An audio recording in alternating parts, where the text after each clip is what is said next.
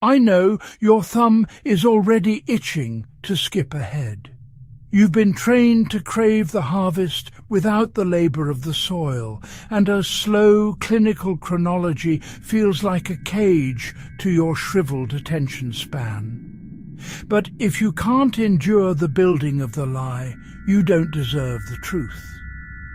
If you're looking for a 10-second fix, go find a street magician or a screaming influencer to distract you. For the civilized few, leave your hope at the door. What you're about to see is not a tragedy. It is an inevitability. I am only here to show you how it was built. So observe this specimen, Lance Armstrong, who is a creature born for the high-altitude hunt where the air is thin and the ethics are even thinner. Today's focus is the grand illusion, fueled by the intoxicating frequency of survival and a relentless drive for dominance that blurred the lines between man and machine. In the grueling mountain passes of the Tour de France, we saw the herd cheer for a miracle. But Armstrong realized long ago that the most renewable resource on this planet is not human endurance, but the collective desire to believe in a hero who has conquered death itself. He did not just return from the brink of cancer. He used his survival as a bulletproof vest that shielded him from suspicion while he constructed the most sophisticated chemical factory in the history of professional sport. Observe his plumage, which is the yellow jersey of a champion, and the cold, predatory stare of a man who demands absolute loyalty from his pack. To the untrained eye, he was the greatest cyclist to ever live, a beacon of hope for the sick and the weary. But to the naturalist, he was an apex predator who turned a team of riders into a disciplined unit of high-speed drug mules. He understood the fundamental law of the sweet lie, which is that if your story is inspiring enough, the world will close its eyes to the needles in the trash and the blood bags in the refrigerator. He described the act of injecting EPO and manipulating his own blood as being as mundane as pumping air into his tires, a clinical necessity for a machine that refused to fail. He operated with a precision that turned his own veins into a laboratory, using saline drips hidden under his jersey to thin his blood just moments before a surprise test, ensuring the sensors saw only what he wanted them to see. To maintain the harvest, the predator required a complex logistical web, and he relied on a shadowy courier known as Moto Man, who followed the tour on a motorcycle carrying the precious cargo of EPO and testosterone in a refrigerated thermos hidden among the fans and the chaos of the race. This allowed the riders to strike with chemical precision at the exact moment the pack began to weaken, and the environment of the race became a stage theatre of synthetic strength. When the testers knocked on the hotel door in the middle of the night, the predator did not panic.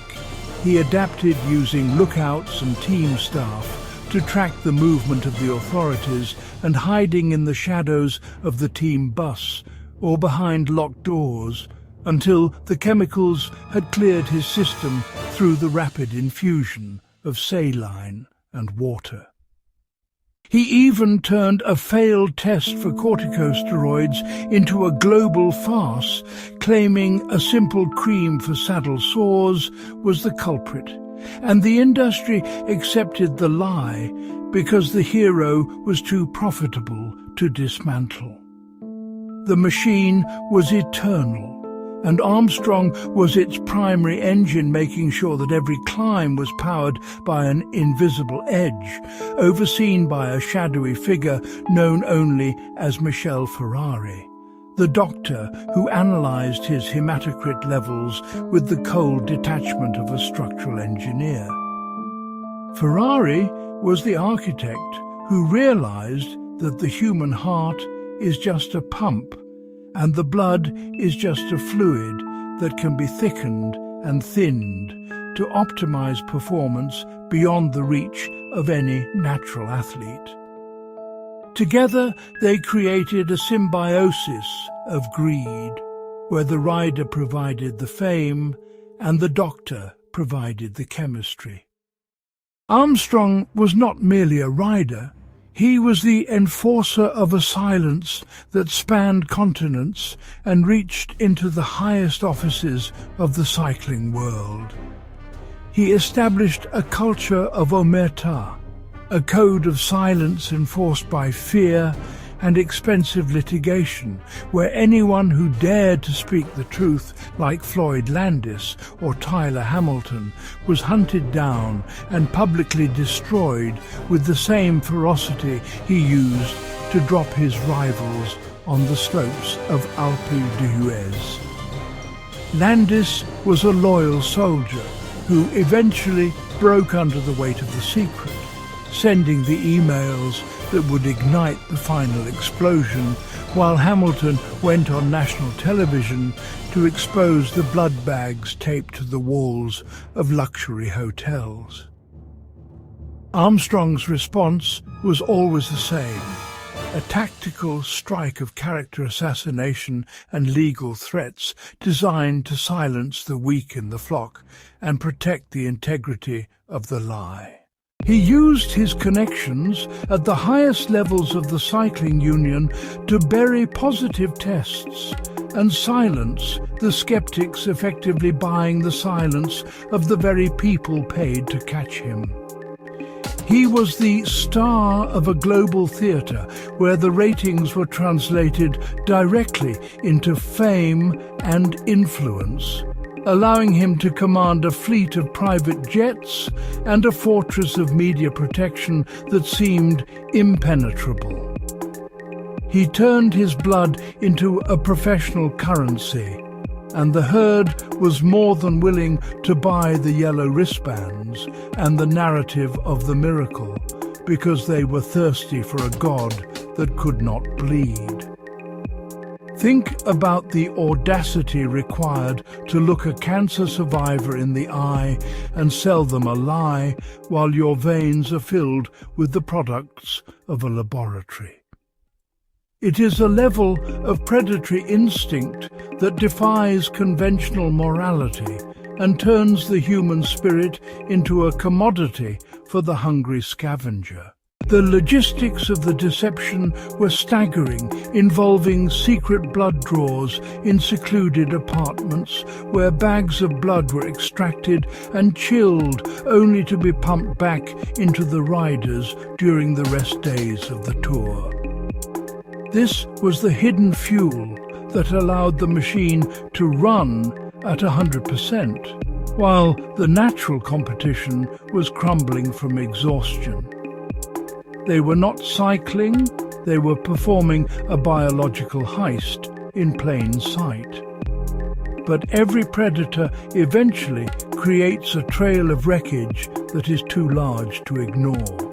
And the very machine he built to protect him began to suffer from internal friction, as the egos of his fellow riders started to collide with the weight of the secret and the shifting winds of the digital age.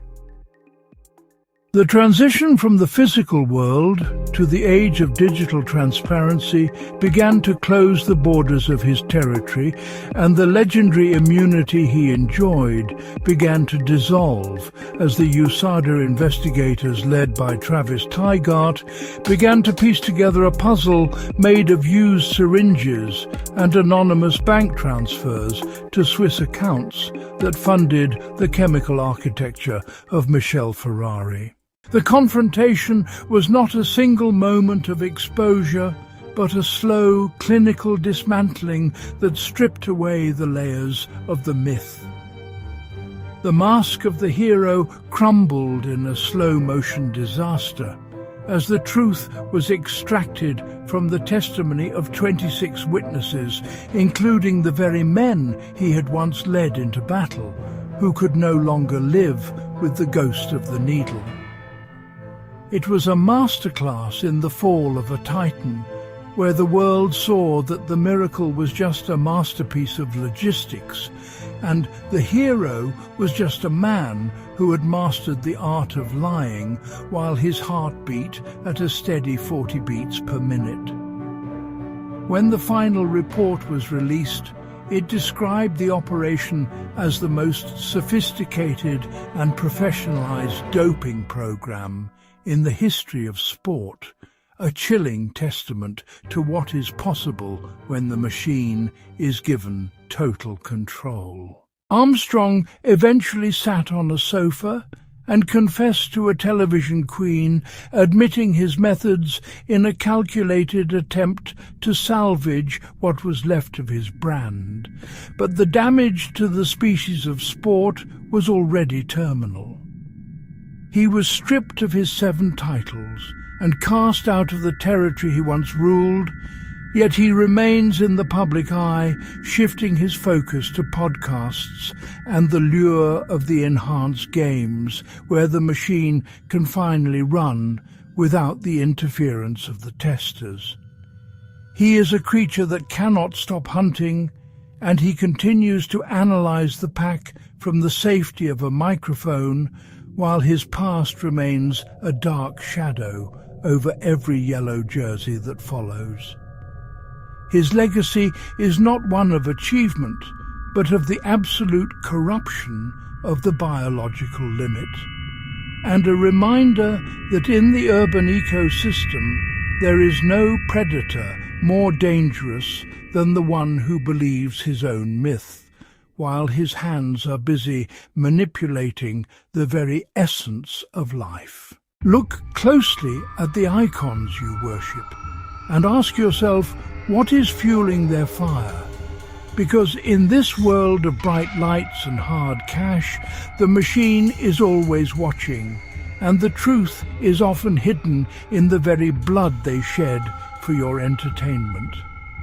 The deception did not just ruin a sport, it broke the trust of a generation that wanted to believe in the impossible, only to find that the impossible was just a chemical formula.